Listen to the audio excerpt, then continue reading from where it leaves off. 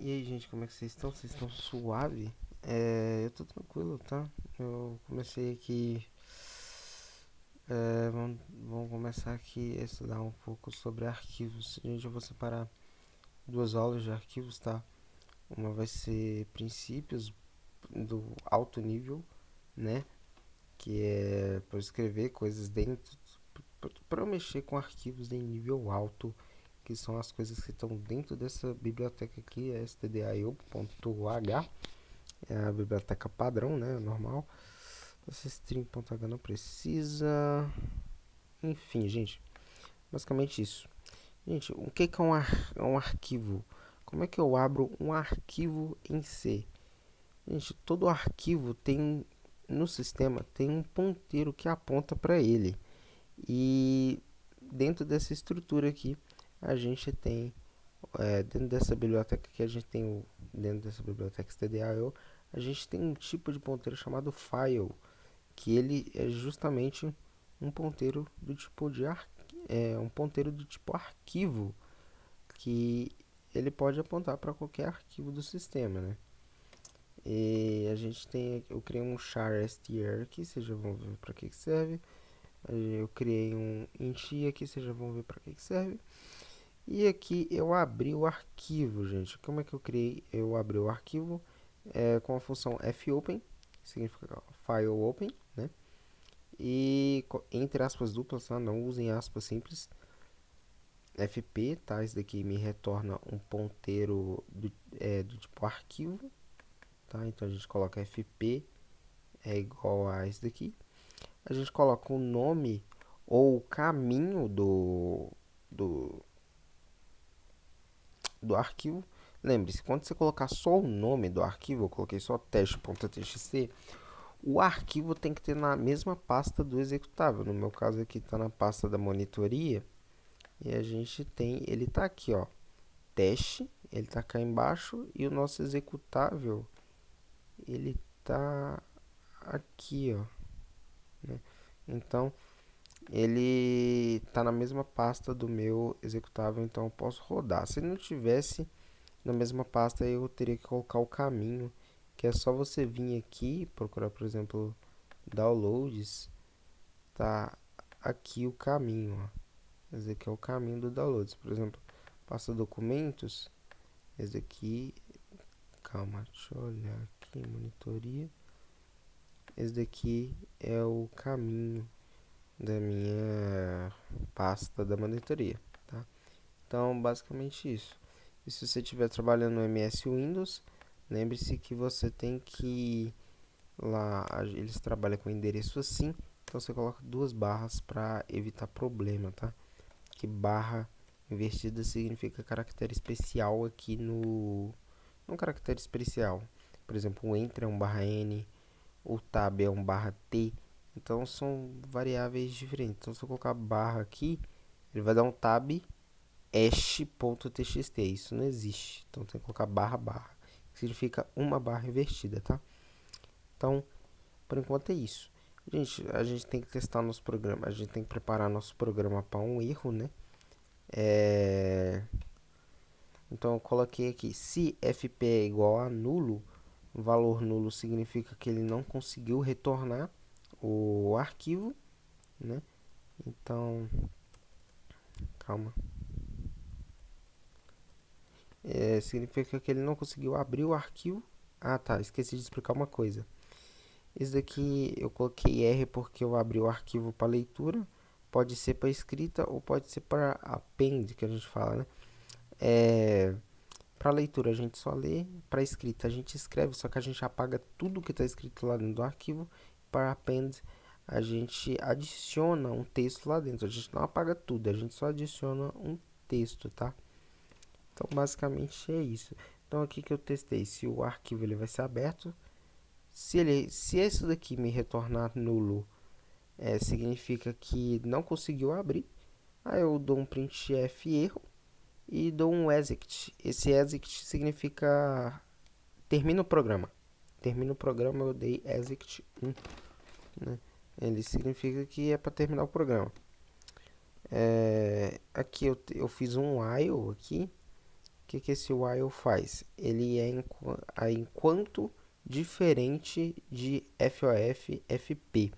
Que é o valor EOF, gente? O valor EOF significa End of File, ou seja, o fim do arquivo.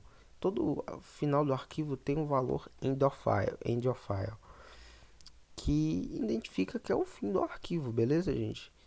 Então, basicamente, é desse jeito que funciona para eu conferir se um arquivo chegou se eu cheguei no final do arquivo ou não. F porque eu estou mexendo com ponteiro, então a gente coloca FEOF, que é uma função, tá? Quando a gente está trabalhando com file pointer, né, que são do tipo, são ponteiros do tipo arquivo, né? Aí a gente coloca esse sinal de exclamação aqui antes, porque por exemplo, o while funciona da seguinte maneira, gente. Quando eu coloco while 1, ou seja, lá na eletrônica digital 0 é falso e 1 é verdadeiro, então basicamente é o seguinte: enquanto o while for verdadeiro, ele vai ficar rodando. Quando o while for falso, ele vai parar o while, né? No do while é diferente, enquanto for falso ele vai ficar rodando. Mas o que acontece aqui? O end of file ele vai ficar retornando false, ou seja, ele vai ficar retornando zero enquanto o eu não chegar no final do arquivo. Quando eu chegar no final do arquivo, ele vai me retornar true, ou seja, vai acabar o arquivo. E exatamente a ordem oposta é a ordem inversa que eu preciso. Ou seja, enquanto não está no final do arquivo, eu preciso que a resposta seja true. E quando chegar no final do arquivo, eu quero que a resposta seja false, para poder sair do meu while. Então eu uso esse ponto de exclamação aqui, que é a mesma coisa que a porta not lá na digital, que inverte o valor. Quando aqui for false, ele vai trocar para true, e quando aqui for true, ele vai trocar para false, tá? Então basicamente é isso. E ele vai ler essa função que é fscanf, eu passo o ponteiro do meu arquivo, eu passo que eu coloquei porcentagem C, mas pode porcentagem D, etc, qualquer coisa. E eu coloquei para ler caractere por caractere, né, para evitar problemas, tá? E eu incrementei o i aqui para poder mudar isso daqui, tá? Por exemplo, string na primeira posição, string na segunda posição, string na terceira posição e assim por diante, para eu salvar um caractere um do lado do outro. Depois eu só mostrei a string do jeito que ela tá. Tanto que se eu abrir o arquivo aqui, tá escrito aqui, não lembro o que eu escrevi aqui. Tá escrito ABC 123 DEF 456. Se a gente rodar, teoricamente é para mostrar isso.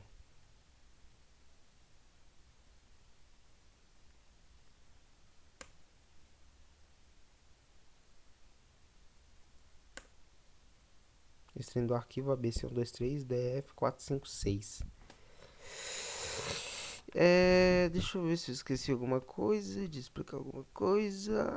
Tem que, por exemplo, gente, o Fantini falou alguma coisa de arquivos binários, né? Arquivo binário aqui em si tem uma concepção um tanto que um pouco diferente, tá? Mas ele tem não só o significado de binário, mas significa outra coisa também, tem a ver com a tradução de linha de um arquivo. Mas enfim, deixa eu colocar aqui, por exemplo, para eu criar um arquivo binário, é só colocar, por exemplo, leitura. Eu quero abrir o arquivo teste.txt, ele é para leitura binária. Eu quero abrir o meu arquivo teste, ele é para escrita binária. Eu quero abrir o arquivo teste, ele é para append, adicionar, adiciona binária, algo do tipo. Tem como eu escrever W+, que ele é para tanto escrita, tanto para leitura. Tem como colocar A+, que ele é tanto para append, tanto para leitura, e tem como eu colocar R+, que ela é para escrita e para leitura. Acho que é para append, na verdade. Mas enfim, tem como eu colocar write aqui. Vocês vão ver o que vai acontecer. Em vez de eu colocar isso, eu vou colocar fprintf, que é eu escrevo no lugar que eu quero, por exemplo, fprintf. Aí eu coloco fp, né, que é o ponteiro lá. Eu coloco funcionou, mudei o arquivo, algo assim. E a gente coloca só isso mesmo. Teoricamente já funciona, beleza? Então se eu botar para rodar,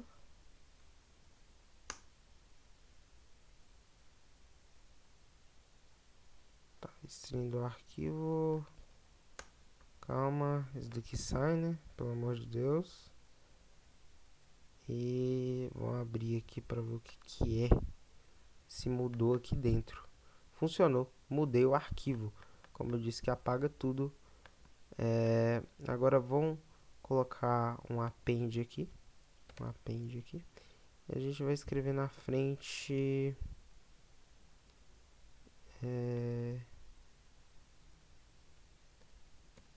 Mudei de novo.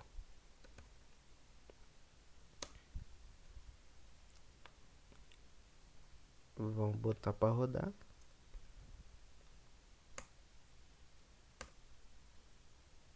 Se eu fizer isso, vai abrir aqui. Mudei de novo escrito aqui. Então, gente, é basicamente assim que você vai manipular arquivo. Eu esqueci de falar um pouco da fclose aqui. Essa fclose aqui, gente, você tem que todo fopen que tu faz, todo fopen que tu faz, é o fopen, do jeito que você prefere, tem que ser acompanhado por um fclose que fecha o ponteiro. É tipo o free lá da alocação dinâmica. É para evitar vazamento de memória e, por exemplo, se você for abrir e fechar o arquivo mais de uma vez de jeitos diferentes, pode dar problema, tá ligado? Então é mais pra isso mesmo. Vou colocar um B aqui, só pra ver como é que...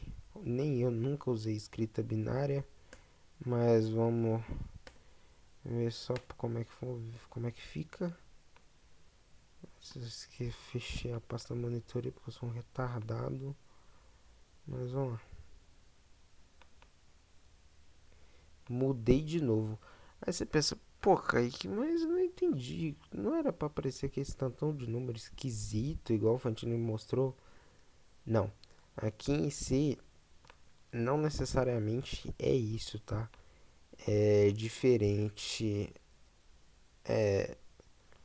as coisas. Um, um arquivo de texto é diferente de um arquivo binário por causa da tradução final de linha. E em alguns casos, do jeito, dependendo que você abre, aparecem aqueles números estranhos, mas em geral, por causa da tradução final de linha. O que é essa tradução final de linha? É porque, dependendo do jeito que você abre, se você abrir, por exemplo, um arquivo de texto no Linux e um no Windows, provavelmente vai dar um documento de texto todo bugado, porque vai ficar ou tudo na mesma linha, ou vai ficar a formatação toda errada. Se você fazer um documento de texto no Linux e mandar para e-mail e abrir no Windows, vai dar problema. Porque vai estar tudo mal formatado e etc, etc, etc. Por causa da tradução final de linha, tá? Então, são agora que nossos caminhos começam a se dividir nos dois ambientes, gente.